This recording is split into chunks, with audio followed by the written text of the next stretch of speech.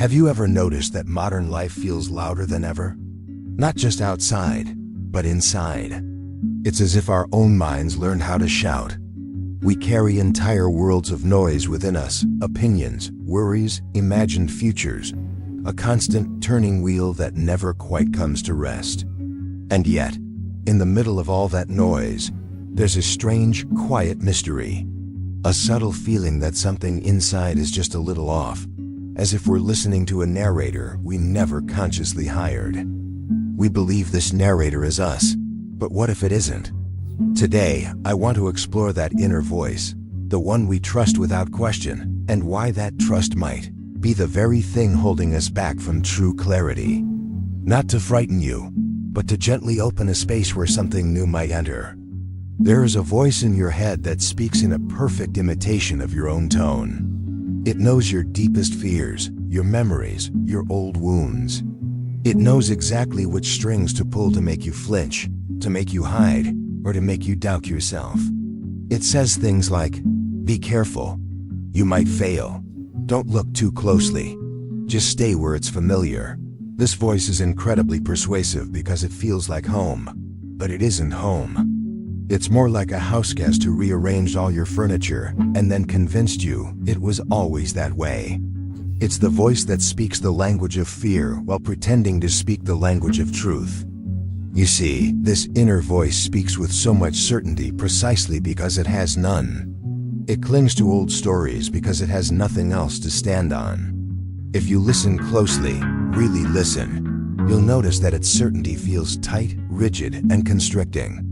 Its warnings create a tension in your body, as if your whole being subtly contracts around them. And this is the very first clue. Truth never needs tension to support itself. Only fear does. True awareness is spacious. But this voice? It builds narrow hallways in your mind and asks you to walk through them as if they are the entire world. The strange thing about fear is that it often feels safer than freedom. The known pain is more comfortable than the unknown possibility. This inner voice, the one you must learn not to trust blindly, protects the known. It guards the walls of your past and calls them your identity. It tells you, this is who you are, this is all you can be, this is how things must stay. But there is a deeper intelligence in you that quietly disagrees. A soft pull toward expansion, toward stillness, toward something you haven't yet named, but have always sensed was there. Beneath the constant noise of that fearful inner voice, there's another presence entirely. It doesn't chatter. It doesn't predict the future or judge the past. It simply notices. This awareness, this deeper, quieter voice is spacious like an open field. It doesn't push you toward anything or pull you away from anything. It just rests. And in its resting, it reveals everything. When this deep awareness speaks, it speaks in feelings, not words. It communicates through clarity, not commentary. Through a sense of openness, not argument. And unlike that fearful voice, this one never demands your trust. It simply earns it, quietly and consistently. There comes a moment, sometimes it's brief, sometimes it lasts, when you experience a sudden shift. You hear that familiar anxious voice saying, "You can't do that. You shouldn't even try. You're not good enough." And for the first time, something inside you just pauses, not in resistance, but in recognition. You see the voice as if it were someone standing right beside you, speaking into your ear. And for that split second, you are not the one thinking the thought. You are the one observing the thought. This is the crack in the shell. The first tiny fracture in the illusion that the inner voice is you. And in that moment, you realize, if I can observe it, it cannot be me. And just like that, a small but incredibly profound freedom emerges.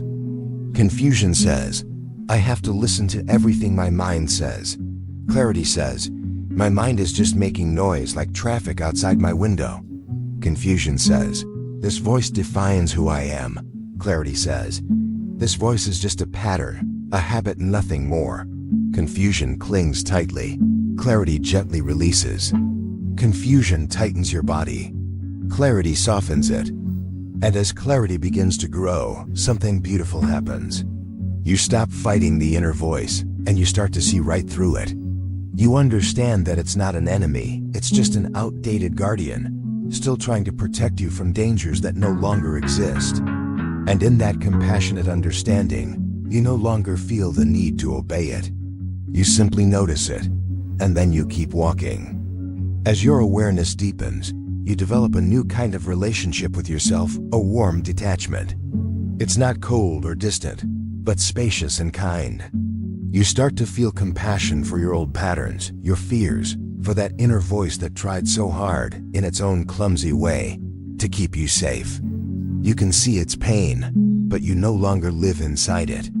You hold it gently, the way you might hold a small, frightened animal, with complete understanding, but without surrendering your own direction. This is what freedom really feels like, to have a mind without being held hostage by it. As the inner voice grows quieter and your awareness grows clearer, you begin to sense something new rising from within. A calmness that doesn't depend on your circumstances. A clarity that doesn't depend on having all the answers. A presence that doesn't depend on being perfect. This presence is not something you earn. It's something you uncover. It's like gently blowing dust off a mirror to reveal the clear reflection that was always there, waiting underneath. So the next time you hear that inner voice, the one that's full of tension, fear, and old, tired stories, just remember this. You do not need to fight it. You only need to see it. Because in the seeing, you step out of the story and into the quiet space where the story is simply being witnessed. And from that space, everything changes.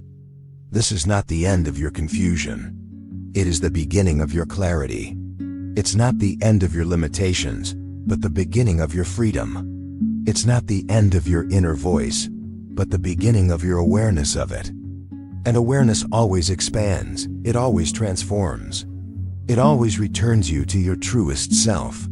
This isn't the end, it's the beautiful beginning.